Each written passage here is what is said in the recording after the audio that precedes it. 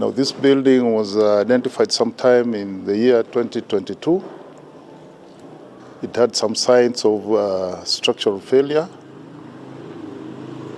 which was confirmed by that time, and the occupants were evacuated in 2022.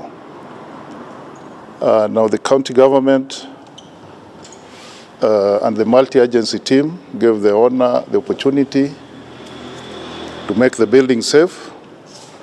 From that time up to now, it has continued to deteriorate, and it's a danger to the members of the public, the neighboring plots, and more so to the school just abutting this property, the Mirema school.